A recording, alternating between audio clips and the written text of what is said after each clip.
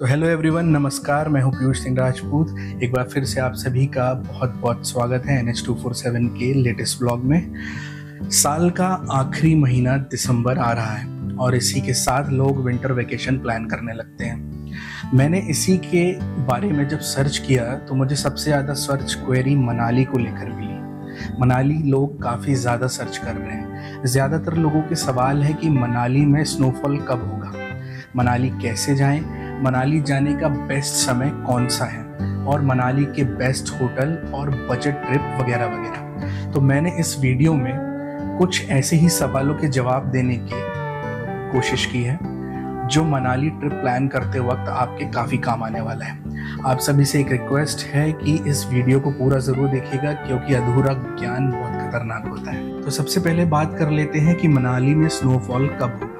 तो आपको बता दूं कि मौसम विभाग के मुताबिक मनाली के ऊपरी हिस्सों में बर्फबारी शुरू हो चुकी है, यानी सोलांग वैली और कॉक्सर से भी ऊपर। धीरे धीरे ये बर्फबारी नीचे की ओर आना शुरू हो जाएगी। अगले 10 दिनों में स्नोफॉल कॉक्सर और फिर सोलांग वैली तक पहुंच सकती है। ऐसे में अगर आप केवल स्नोफॉल देखने का प्लान कर रहे हैं तो आपको दिसंबर के पहले हफ्ते में मनाली ट्रिप प्लान करना चाहिए।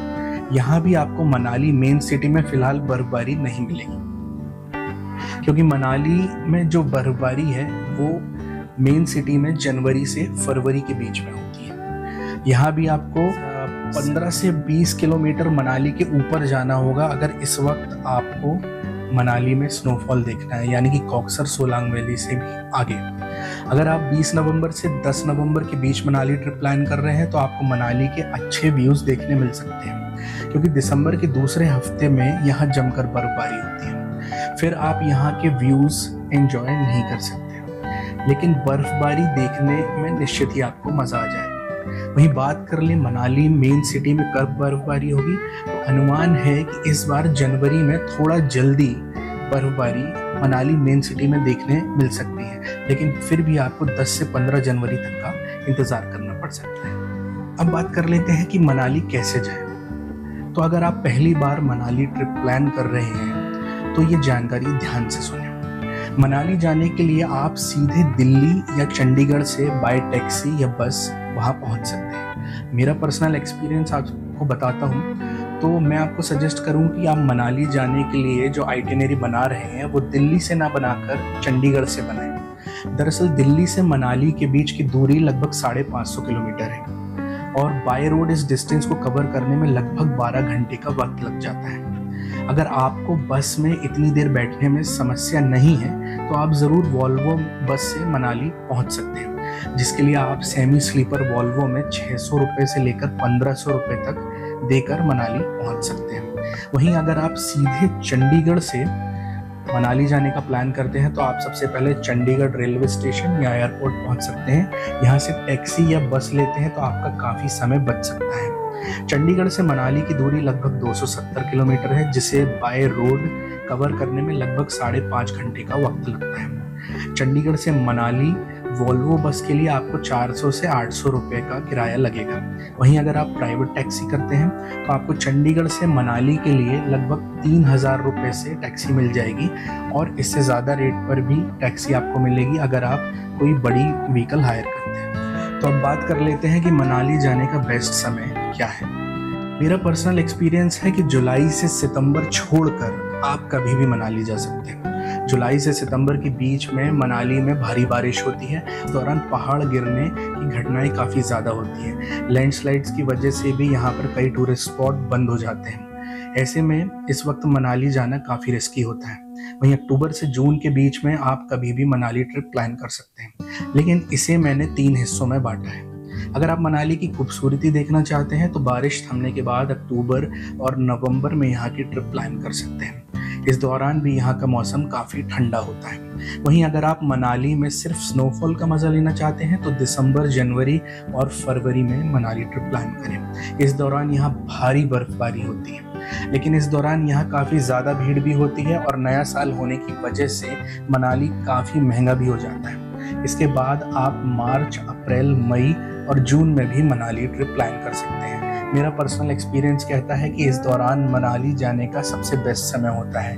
दरअसल इस दौरान मनाली में काफ़ी बर्फबारी होती है। देश के विभिन्न राज्यों में जहां गर्मियों की शुरुआत हो जाती है, वहीं मनाली में मई जून तक भी मौसम काफ़ी ठंडा रहता है। मई के मौसम में भी यहाँ पर 0 डिग्री तक तापमान चला जाता है। इस दौरान आपको न्यू ईयर के मुकाबले काफ़ी कम रेट्स में होटल्स और कैब्स भी मिल जाते हैं। यहाँ आप सोलांग वैली, सिसु, कॉक्सर और सेथन में भी स्नो के बीच एक्टिविटीज़ कर सकते हैं। और किस्मत अच्छी रही तो आपको मई के मौसम में भी स्नोफॉल का मज़ा मिल जाएगा। सर्च क्वेरी में लोगों ने यह भी पूछा कि मनाली में बेस्ट होटल्स कौन से हैं, तो इसका एक निश्चित जवाब नहीं है। मनाली में रुकने के लिए सैकड़ों होटल्स और होम स्टे मौजूद हैं। मनाली में बेस्ट होटल्स के ऑप्शंस के मामले में मैं यही कहूँगा कि बेस्ट होटल वही होगा जो आपकी ज़रूरत को पूरा करे। आप कैसा होटल चाहते हैं, आपका क्या बजट है, आपको होटल किस पर्पस से चाहिए, आपको व्यू कैसा चाहिए, होटल 3 स्टार हो, 5 स्टार हो या बजट प्रॉपर्टी हो, ये सारे फैक्टर्स हर व्यक्ति के लिए अलग अलग हो सकते हैं। फिर भी मेरा सजेशन रहेगा कि आप मेन सिटी की भीड़ भाड़ से कुछ दूर ऊंचाई पर अगर अपना होटल लेंगे तो आपके लिए बेहतर होगा। इससे आप उन नज़ारों का मज़ा ले सकेंगे जिसके लिए आप मनाली आए हैं। मई 2023 में जब मैंने मनाली ट्रिप प्लान किया था तो हमने होटल जो है मनाली मेन सिटी से लगभग 5 किलोमीटर ऊपर की ओर लिया था, मतलब हमटा वैली के पैरेलल। और ये रिजॉर्ट था विवान द सनराइज रिजॉर्ट। इस रिजॉर्ट से पूरा मनाली का दृश्य नज़र आता था। ये होटल काफ़ी ऊंचाई पर है और इसके साथ ही खूबसूरत बर्फ़ से ढकी हुई हमटा वैली भी नज़र आती थी। इस होटल का स्वीट रूम महंगा ज़रूर है पर व्यू पैसा वसूल है। लेकिन अगर आप भारी बर्फबारी के बीच मनाली जा रहे हैं तो ज़्यादा ऊंची जगहों पर होटल लेने से बचें, क्योंकि बर्फ़ के बीच में आने जाने में आपको काफ़ी समस्याओं का सामना भी करना पड़ सकता है।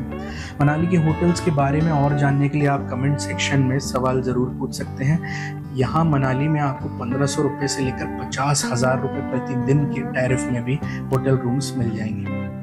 अब बात कर लेते हैं पैसों की। लोगों ने ये भी सवाल किया कि मनाली बजट ट्रिप कैसे प्लान करें। तो मनाली में सबसे ज़्यादा खर्च होता है होटल्स पे और ट्रैवल पे। इसके अलावा कुछ एक्टिविटीज़ अगर आप करते हैं। ऐसे में अगर आप मनाली का बजट ट्रिप प्लान करने का सोच रहे हैं तो मेरा सजेशन है कि आप ग्रुप में मनाली टूर प्लान करें। दरअसल ग्रुप में आने पर रुकने, ट्रैवल और बाकी एक्टिविटीज़ का खर्च डिवाइड हो जाता है और हर व्यक्ति पर कम खर्च आता है। उदाहरण के तौर पर अगर आप 5 से 6 लोगों का ग्रुप अगर मनाली ट्रिप प्लान कर रहा है तो रूम्स लेने की जगह आप 3 बेड वाले रूम्स या होम स्टे बुक कर सकते हैं। इससे आपके काफ़ी पैसे भी बच जाएंगे और इसी प्रकार ट्रैवल भी आप शेयरिंग बेसिस पर कर सकते हैं। वहीं मनाली आने जाने के लिए हवाई सफ़र की जगह दिल्ली या चंडीगढ़ के लिए ट्रेन और उसके बाद वॉल्वो बस आप ले सकते हैं। यहाँ मेरा एक और सजेशन ये रहेगा कि आप यहाँ लग्जरी होटल में स्टे ना लेकर 3 स्टार या एवरेज होटल में ही रुकें, क्योंकि आप ज़्यादातर वक्त बाहर ही बिताएंगे और होटल में केवल रेस्ट करने ही आएंगे। ऐसे में महंगे होटल लेने का कोई फ़ायदा नहीं। हाँ, इसके उलट आप केवल मनाली में सुकून के कुछ पल बिताने आए हैं और बाहर की एक्टिविटीज़ ज़्यादा नहीं करते तो होटल में समय बिताने के लिए आप लग्जरी होटल का ऑप्शन चूज़ कर सकते हैं। सबसे ज़्यादा ध्यान देने वाली बात यह है कि मनाली बजट ट्रिप प्लान कर रहे हैं तो इसकी प्लानिंग महीनों पहले ही कर लें, क्योंकि अगर पीक सीज़न में आप वहां जाते हैं तो ये आपको काफ़ी महंगा पड़ सकता है। खास तौर पर न्यू ईयर के समय होटल के रेट 4 से 5 गुना ज़्यादा हो जाते हैं। व्यूअर्स की आखिरी सर्च क्वेरी थी जो सबसे ज़्यादा लोगों ने सर्च किया था कि आखिर मनाली जाने में कितना खर्च होता है। तो मैं आपको बता दूं, मैं 2 लोगों के हिसाब से आपको आइटिनरी बताता हूं। सबसे पहले आपको चंडीगढ़ पहुंचना होगा। मैं आपको चंडीगढ़ से आइटिनरी बताता हूं कि दिल्ली से मनाली काफ़ी लॉन्ग डिस्टेंस होता है, ट्रैवल करने में समस्याएं हो सकती हैं, इसलिए आप चंडीगढ़ से मनाली ट्रिप प्लान करें। यहाँ आप ट्रेन से पहुँच सकते हैं और ट्रेन में आने जाने के लिए 2 लोगों के लिए आपको 2,000 से 4,000 रुपये तक लग सकते हैं। इसके अलावा चंडीगढ़ से कैब लेते हैं तो आपको एवरेज 2,000 से 6,000 रुपये आने जाने का किराया लग सकता है। अगर आप बजट होटल 3 दिनों के लिए लेते हैं तो ऑफ सीज़न में 1,500 से 2,000 रुपये प्रतिदिन के हिसाब से आपको 4,500 से 6,000 रुपये चुकाने होंगे। ये कीमतें ऑफ सीज़न के हिसाब से बता रहा हूँ। पीक सीज़न में ये 4 से 5 गुना ज़्यादा हो सकते हैं ये रेट। मनाली में जिप्सी से सोलांग वैली और दूसरे पॉइंट कवर करते हैं तो आपको 2000 से 5000 रुपये तक खर्च करने होंगे। इसके अलावा 3 दिन के खाने पीने पर आपके लगभग 3000 रुपये खर्च हो सकते हैं। स्पेशल एक्टिविटी स्नो सूट आदि में आपको 1500 रुपये से लेकर 2000 रुपये तक देने पड़ सकते हैं। कुल मिलाकर 2 लोगों की 3 दिन की मनाली ट्रिप पर लगभग 15,000 रुपये से 25,000 रुपये तक का खर्चा आ सकता है। वहीं अगर आप फ्लाइट से चंडीगढ़ आते हैं तो आपका बजट 25,000 रुपये से 40,000 रुपये तक जा सकता है। यहाँ ध्यान देने वाली बात यह है कि पीक सीजन में होटल्स, टैक्सी और तमाम एक्टिविटीज़ के रेट कई गुना ज़्यादा हो जाते हैं। वहीं जाते जाते मेरी एक सलाह आपको ये रहेगी कि मनाली ट्रिप प्लान करने से पहले हमेशा वेदर रिपोर्ट ज़रूर देख लें। तो मनाली पर मेरा ये व्लॉग आपको कैसा लगा कमेंट सेक्शन में ज़रूर बताएं। अगर आप मनाली के एक्सपीरियंस यहाँ शेयर करेंगे तो वो और भी बेहतर होगा। ऐसे ही वीडियोस देखने के लिए NH247 को सब्सक्राइब और वीडियो को शेयर करना ना भूलें। धन्यवाद।